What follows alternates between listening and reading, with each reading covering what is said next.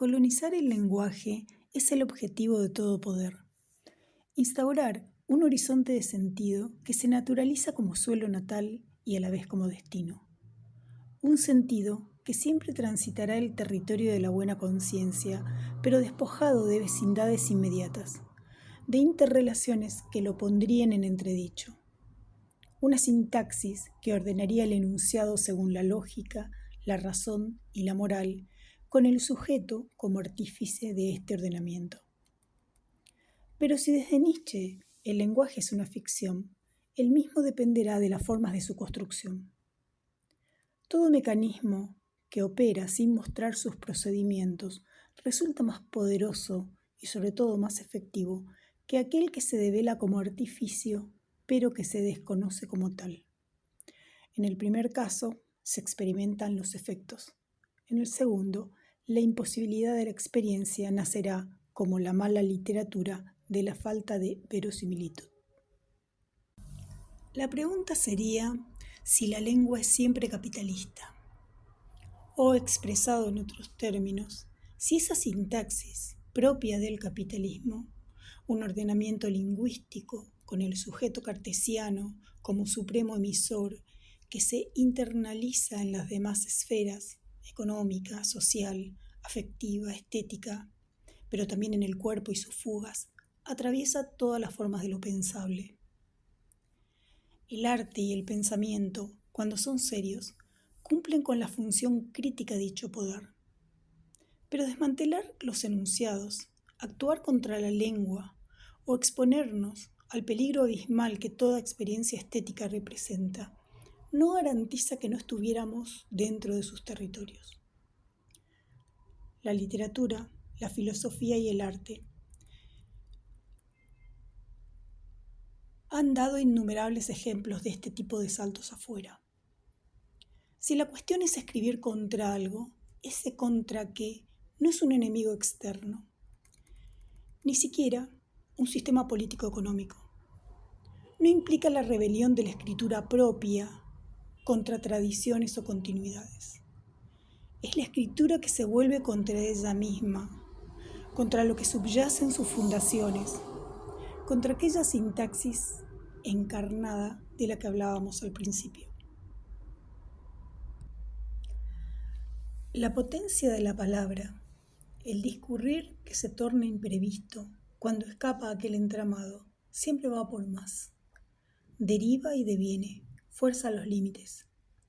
Si la libertad no es posible, ese ejercicio de demolición irá, de alguna forma, desgastando el mecanismo. Como sostiene Bardés, para que el texto salga de la guerra de las ficciones y los sociolectos, se necesita un trabajo progresivo de extenuación.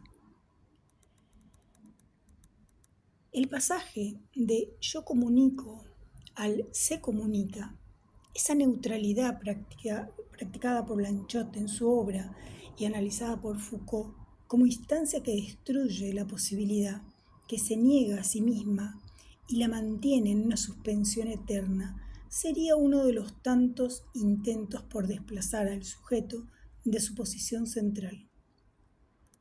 Una fuera de la fuera, indomesticable por razón alguna.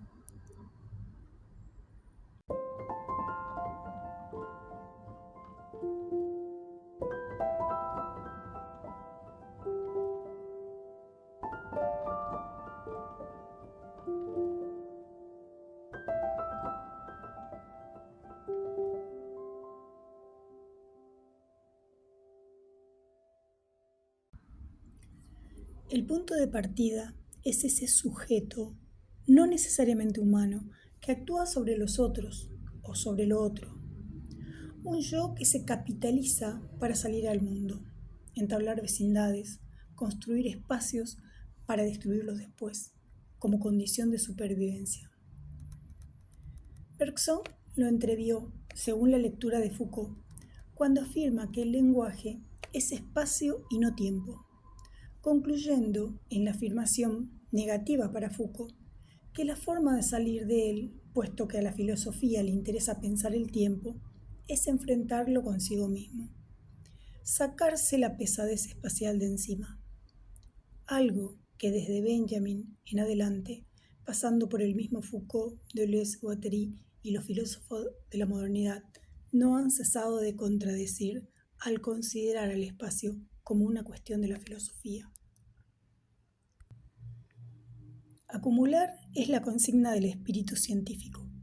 Acumular el pasado para avanzar un paso en el presente con el fin de conquistar el futuro.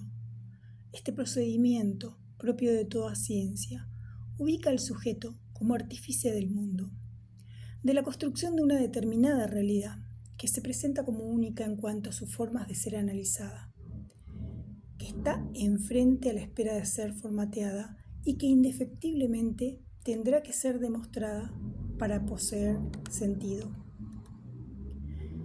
El emisor investigador referenciado es el que se adaptó a la trama, a diferencia del díscolo, que la trata de fracturar en todo momento. Y no habrá daño alguno, tanto si llega a la conclusión de que el capitalismo es un sistema de explotación y hambre, o si por el contrario es el sistema donde cada ser humano podrá realizarse plenamente y ser feliz durante toda su existencia. Aquel entramado, invisible y riguroso, posibilita uno y su opuesto, reproduciendo así un mecanismo inherente a un sistema que capta, coopta, domina, acumula, invierte y aniquila según la dinámica propia e intereses que, claro está, van más allá del acto mismo de conocer la verdad, incluso más allá de las palabras. La cooptación de los viejos conceptos para transformarlos en otra cosa, con el apoyo involuntario de aquella memoria colectiva, es la estrategia más reciente de la sintaxis capitalista. Se usufructúa la definición teórica y se termina sirviendo a lo que supuestamente enfrenta. Se adoptan los discursos y los lenguajes de lo otro para pervertirlos en la práctica de lo mismo. Izquierda, derecha, socialismo, anarquismo, fascismo, patriarcado, feminismo, democracia, ya no remiten a correspondencia alguna con la historia. Esto es posible porque se habla a un auditorio desfondado, o que ya no posee las armas para desmantelar estas operaciones. Impuestos la multiplicidad de voces, los flujos comunicacionales, el empobrecimiento y degradación de la palabra y la cultura y la posibilidad del montaje, el terreno está fertilizado. El concepto histórico sirve entonces de mojón para que este desfonde sea un poco menos desolador y sobre todo incuestionable.